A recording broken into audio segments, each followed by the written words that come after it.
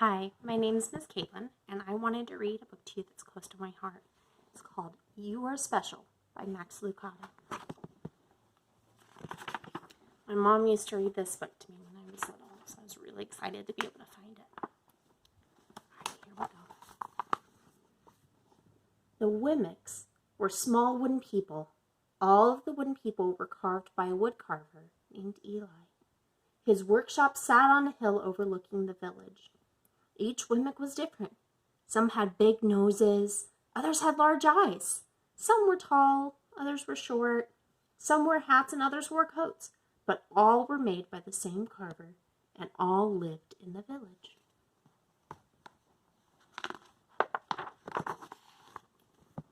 And all day, every day, the Wimmicks did the same thing. They gave each other stickers. Each Wimmick had a box of golden star stickers and a box of gray dot stickers. Up and down the streets all over the city, people spent their days sticking stars or dots on one another. The pretty ones, those with smooth wood and fine paint, always got stars. But if the wood was rough or the paint chipped, the Wimmicks gave dots. The talented ones got stars too. Some could lift big sticks high above their heads or jump over tall boxes, like that guy. Still, others knew big words or could sing pretty songs. Everyone gave them stars. Some Wimmicks had stars all over them. Every time they got a star, it made them feel so good, it made them want to do something else and get another star. Others, though, could do little. They got dots.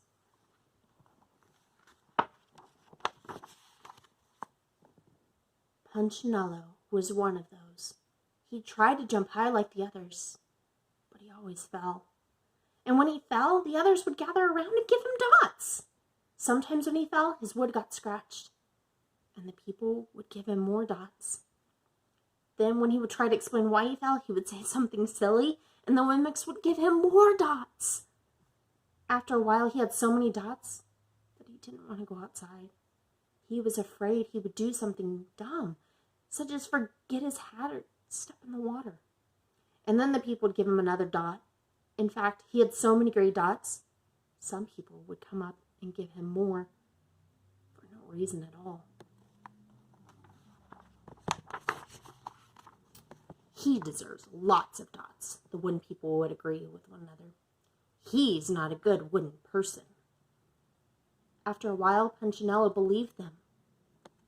I'm not a good Wimmick, he would say. The few times he went outside, he hung around the other Wimmicks who had lots of dots. He felt better around them. One day, he met a Wimmick who was unlike any he'd ever met. She had no dots or stars. She was just wooden. Her name was Lucia. It wasn't that people didn't try to give her stickers.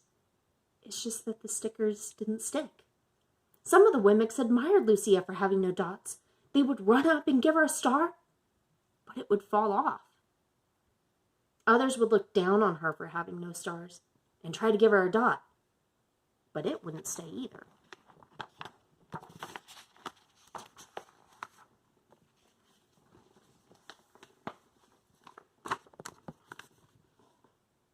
That's the way I want to be, thought Punchinello.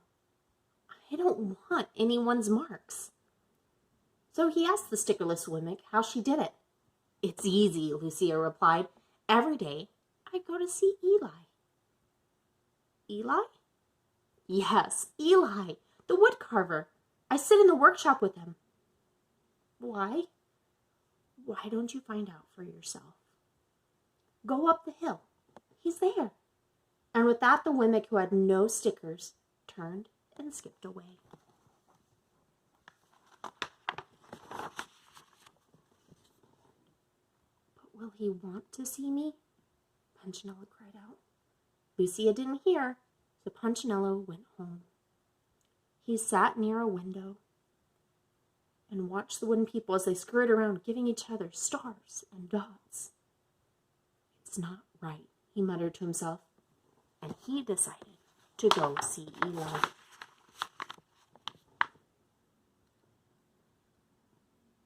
He walked up the narrow path to the top of the hill and stepped into the big shop. His wooden eyes widened at the size of everything. The stool was as tall as he was. He had to stretch on his tippy toes to see the top of the workbench. A hammer was as long as his arm. Punchinello swallowed hard. "I'm not staying here," and he turned to leave. Then he heard his name. "Punchinello?" The voice was deep and strong. Punchinello stopped. "Punchinello, how good to see you! Come, let me have a look at you." Punchinello turned slowly and looked at the large, bearded craftsman. "You know my name?" the little Wemmick asked. "Of course I do. I made you."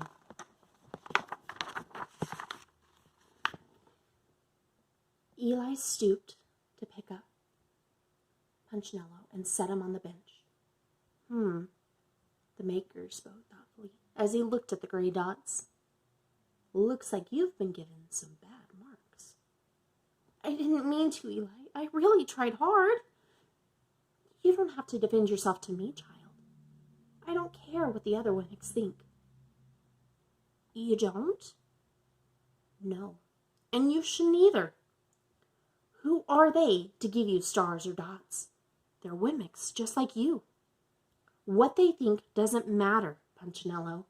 All that matters is what I think, and I think you are pretty special."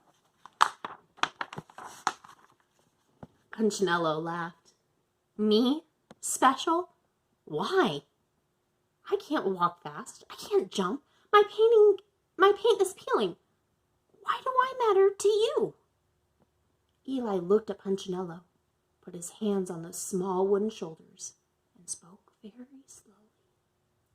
"Because you are mine. That's why you matter to me." Punchinello had never had anyone look at him like this, much less his maker. He didn't know what to say. "Every day I've been hoping you'd come," Eli explained. "I came because I met someone who had no stars," said Punchinello. "I know. She told me about you." "Why don't the stickers stay on her?" The maker spoke softly. "Because she has decided that what I think is more important than what they think. The stickers only stick if you let them." "What?" "The stickers only stick if they matter to you. The more you trust my love, the less you care about their stickers." "I'm not sure I understand." Eli smiled. "You will, but it will take time.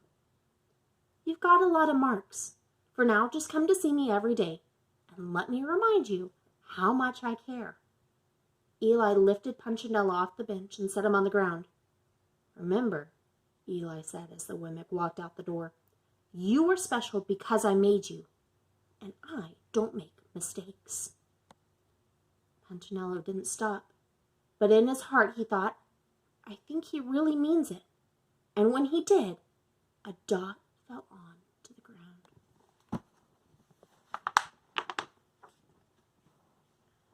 So this story,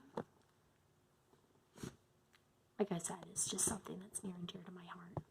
It's one that my mom read to me whenever I was a child, to me and my brother.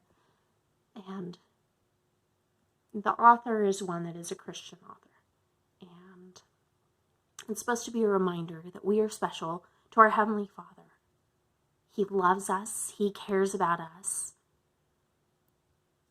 Our Heavenly Father doesn't make mistakes. Each of us are beautiful and special in His eyes. We don't look the same because we're not supposed to. Our Heavenly Father loves us, each and every one of us. And we just need to remember that. It doesn't matter what others think. What matters is how our Heavenly Father thinks of us. And as long as we remember that, we'll all be okay.